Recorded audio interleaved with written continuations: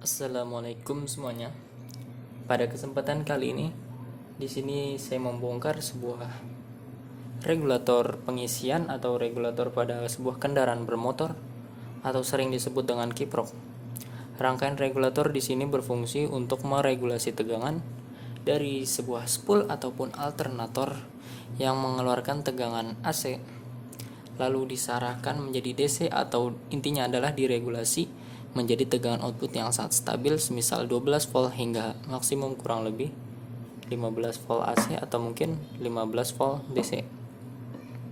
Di sini saya sudah membongkar beberapa sebuah rangkaian regulator yang intinya adalah mengeluarkan tegangan AC dan juga mengeluarkan tegangan DC, tentunya yang terregulasi atau sudah terkontrol dengan tegangan output yang bisa dikatakan cukup stabil. Di sini sebuah kiprok yang bisa dikatakan sudah hampir 15 tahun umur daripada kiprok tersebut yang telah mengalami kerusakan. Maka dari itu saya membongkarnya.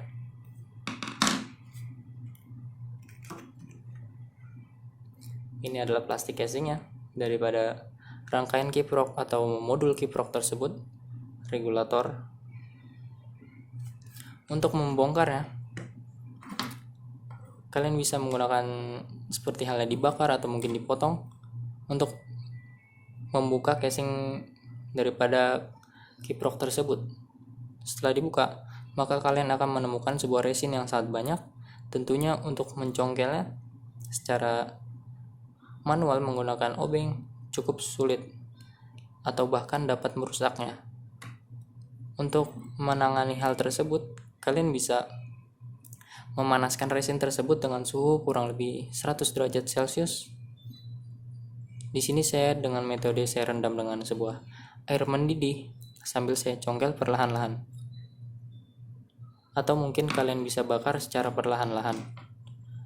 Atau mungkin menggunakan sebuah hot gun atau blower untuk memudahkan membuka resin daripada rangkaian modul kiprok tersebut. Modul kiprok ini memiliki banyak sekali komponen, seperti halnya terdapat 4 buah SCR atau Silicon Controller Rectifier sebagai regulator atau regulasi tegangan.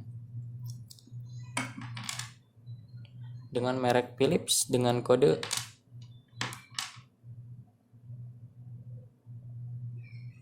BT151X. Dan terdapat juga sebuah heatsink yang terhubung dengan sasis frame sebagai pendingin. Dikarenakan metode yang digunakan adalah bersifat linear, yang tentunya jika meregulasi tegangan tersebut dengan metode linear sangat panas sekali. Jadi tak ayal sebuah rangkaian kiprok ketika dalam keadaan mesin hidup maka dia akan langsung menghasilkan panas yang bisa dikatakan sangat ekstrim. Di sini dia memiliki 6 buah kabel. Dari spool, 4 buah menuju spool, 3 buah dari spool, 1 referensi ground atau sasis, dan 2 buah output. Terdapat 2 buah kabel biru, yang dimana kabel biru ini menuju arah spool yang tidak terhubung dengan ground atau sasis. Jadi, gulungan tersebut terisolasi dari hubungan ground yang bertujuan sebagai regulasi atau untuk tegangan charging dan juga untuk menyuplai panel. Sebelum itu dia masuk dulu terhadap regulator atau kiprok untuk diregulasi tegangannya dari tegangan AC menjadi DC 12 volt hingga 15 volt DC. Dan tentunya stabil. Lalu kabel putih adalah output daripada kiprok yakni tegangan positif. Hitam adalah referensi ground. Dan di sini kuning strip merah adalah output AC, tentunya stabil untuk menyuplai lampu. Dikarenakan kiprok ini adalah tipe AC DC, mengeluarkan tegangan AC dan juga DC yang terregulasi. Dan di sini adalah kuning adalah input daripada spool, yakni untuk sebuah kelistrikan lampu. Dengan referensinya adalah ground atau sasis. Untuk PCB-nya atau rangkaiannya mungkin saya urut atau saya lihat rangkaiannya, bisa dikatakan mirip atau hampir mirip dengan skematik yang tersebar atau terdapat di Google. Terdapat beberapa komponen SMD mulai dari dioda bridge, dioda rectifier. Di sini terdapat dioda rectifier dengan kode MIC 1010 atau mungkin sekitar 10 ampere 1000 volt. Sebagai regulasi daripada tegangan AC menjadi tegangan DC untuk charging aki dan juga kelistrikan DC panel untuk menyuplai tegangan depan intinya. Terdapat kapasitor, resistor, transistor, dan mungkin terdapat dioda zener untuk membatasi tegangan output. Dan juga kapasitor mungkin untuk filter area untuk suplai transistor.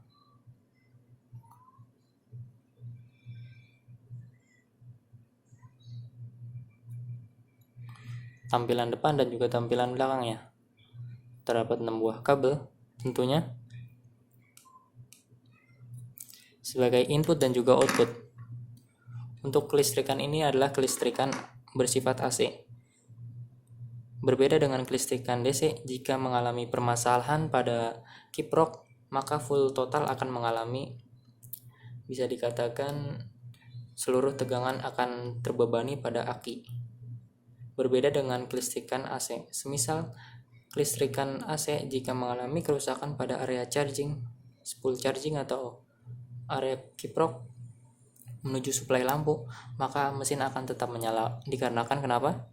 Dikarenakan untuk menyuplai tegangan CDI terdapat gulungan yang terpisah.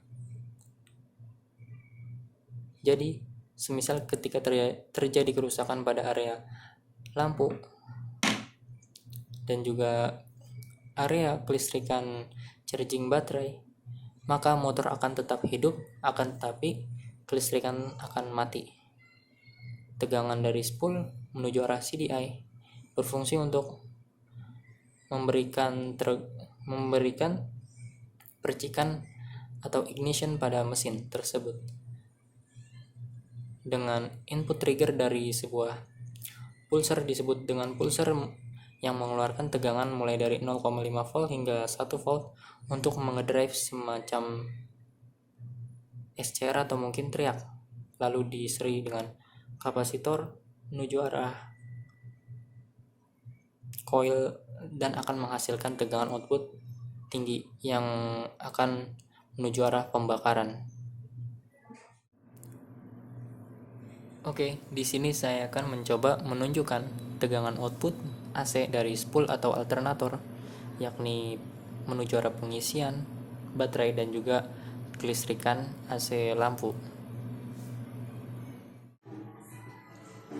Di sini saya akan mengukur internal resistansi pada coil spool,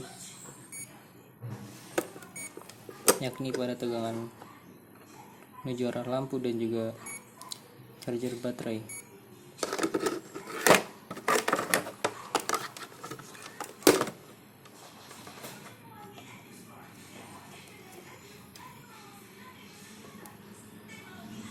Senilai 0,8 ohm untuk jalur kelistrikan menuju arah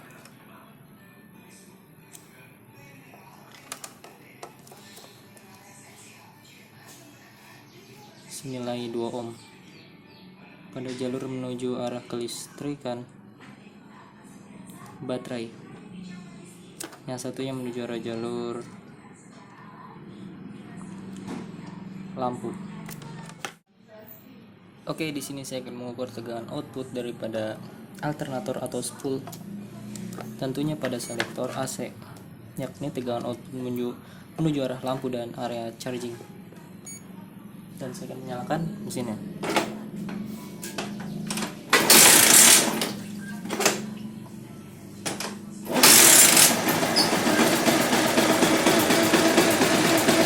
Pada area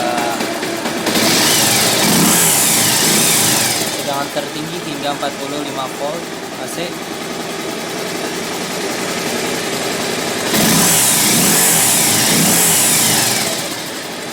tegangan tertinggi tembus hingga 85 volt AC pada area kelistrikan.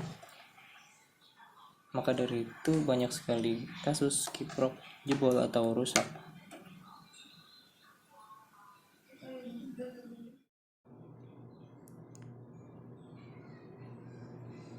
Oke, ini adalah salah satu skematik yang saya download dari Google. Terdapat 2 buah spool menuju arah lampu dan menuju arah charging baterai. Untuk lampu di sini terlihat langsung. Lalu terdapat beberapa komponen tambahan lainnya seperti dioda bridge 4 kali dioda biasa atau disebut dengan dioda bridge dengan rangkaian seperti itu. Resistor, kapasitor filter 10 UF, dioda Zener untuk meregulasi tegangan, transistor mungkin untuk mengedrive SCR yakni BT151 sebagai regulasi tegangannya, atau silicon controller rectifier, dioda Zener, resistor, dan di sini terdapat fuse lalu menuju arah aki. Oke, yang saya pahami untuk cara kerjanya adalah ketika L2 menghasilkan tegangan,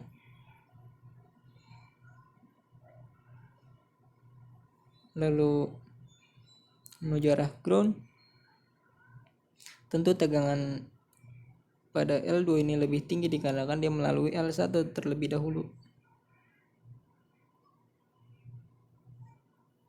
Jadi tegangan L2 adalah lebih besar daripada tegangan L1. L1 adalah untuk menyuplai lampu. L2 menuju arah BT151. Lalu dibagi tegangannya oleh pembatas tegangan yakni dioda Zener dan juga konfigurasi resistor dan juga dioda Zener untuk menghasilkan tegangan output yang cukup stabil. Lalu dia akan meloloskan tegangan yang sudah diberikan oleh gate-nya mungkin senilai 12 volt DC menuju arah baterai atau aki.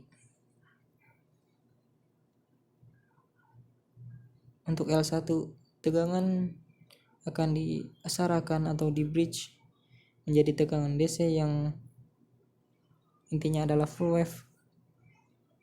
Lalu menuju arah transistor di sini akan membuka tegangannya daripada Zener dioda untuk membatasi tegangannya.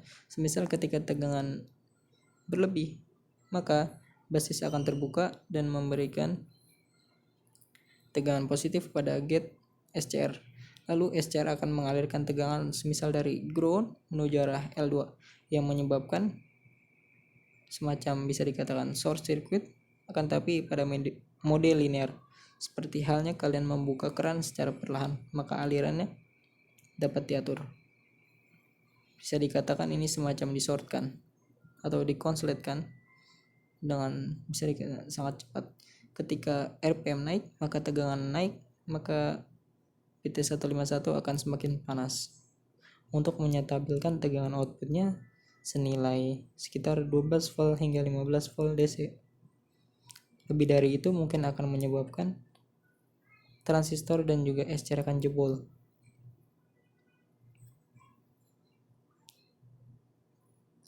Pada rangkaian di sini saya juga mendownload dari Google by Uncle Zack BT151 sebagai regulasi tegangan dari spool generator 1N4007 sebagai regulasi untuk memberikan tegangan positif. Transistor mungkin untuk memperkuat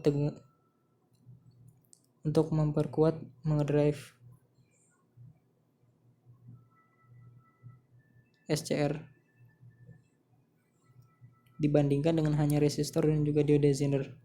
Dikarenakan arus outputnya cukup kecil, maka dibantulah oleh transistor untuk memperkuat arus gate-nya. Arus gate-nya bisa hingga 2 ampere dengan dayanya kurang lebih 5 hingga 20 watt hanya untuk mengedrive gate SCR.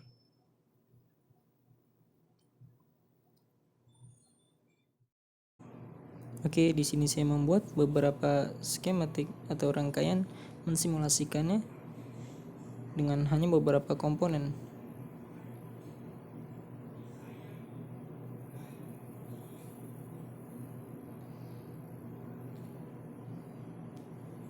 Di sini ada tegangan AC input senilai 48 volt. Di sini resistor. Di sini adalah SCR, silicon control rectifier, diode Zener untuk membatasi tegangan, dan tegangan voltmeter.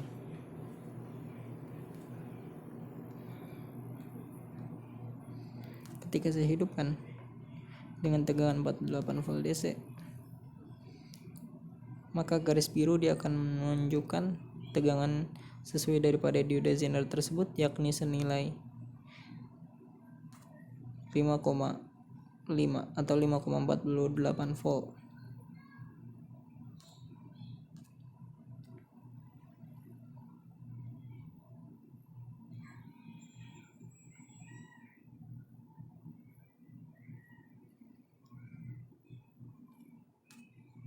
Terlihat tegangan senilai 5,5 volt. Lalu ketika saya merubah daripada Zener, tegangan Zener semisal 12 volt DC,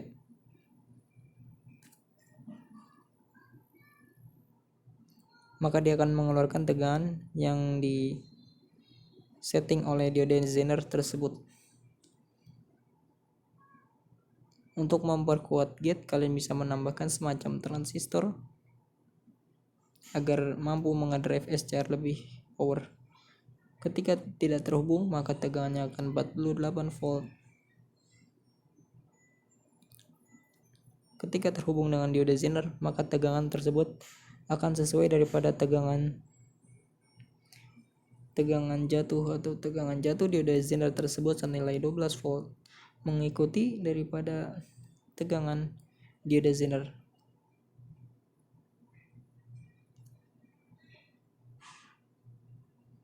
Terlihat semacam membentuk sebuah pulsa. Ketika dia high, maka dia akan memberikan tegangan positif yakni 11,9 volt sesuai daripada gelombang inputnya, yaitu AC sinusoidal. Ketika dia low, maka dia tidak akan memberikan tegangan 12 volt. Lalu ketika dia sinyal pulsanya di atas 0, maka dia akan memberikan tegangan yakni senilai 12 volt sesuai daripada tegangan diode Zener tersebut.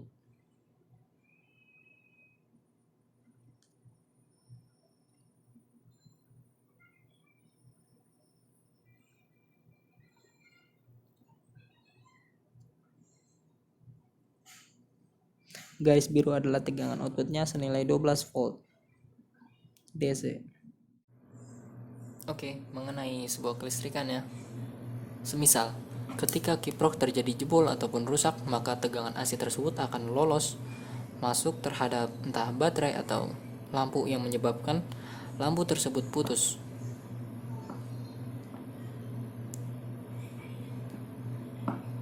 Jika menuju area baterai, maka tegangan tersebut akan lolos masuk terhadap controller area depan, semisal panel untuk speedometer dan juga perangkat elektronik lainnya, dikarenakan pada regulator atau kiprok ini dia akan menuju arah, yaitu disebut dengan BCU, untuk meregulasi atau untuk memberikan perintah semisal lampu menyala, semisal terjadi short circuit, maka dia akan protect setelah BCU tersebut. Akan tetapi jika input masukan daripada BCU tersebut sudah tinggi, maka akan menyebabkan BCU tersebut rusak dan mengalami kerusakan total, dan kemungkinan tidak akan bisa diperbaiki kecuali menggantinya dengan part baru.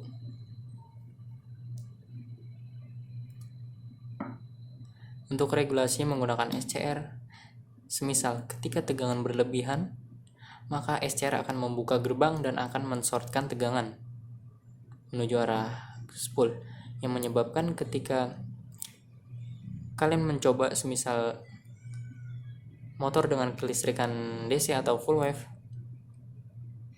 kalian cabut daripada kiprok, tegangan output kiprok yakni menuju arah kelistrikan motor tersebut dan kalian suplai utama dari sebuah baterai, lalu kalian nyalakan motor, maka kiprok akan langsung panas dikarenakan tidak terdapat beban yang untuk menurunkan tegangan daripada spool tersebut.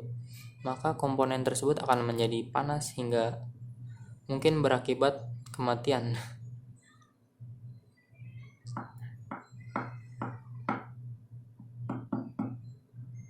Di sini saya belum pernah melihat sebuah kiprok yakni dengan regulasi switching, mungkin tidak ada, atau bahkan MOSFET. Di sini saya belum pernah melihat sebuah produk barang yakni kiprok yang menggunakan MOSFET. Oke, mungkin kurang lebih seperti itu. Terima kasih sudah menonton, semoga bermanfaat.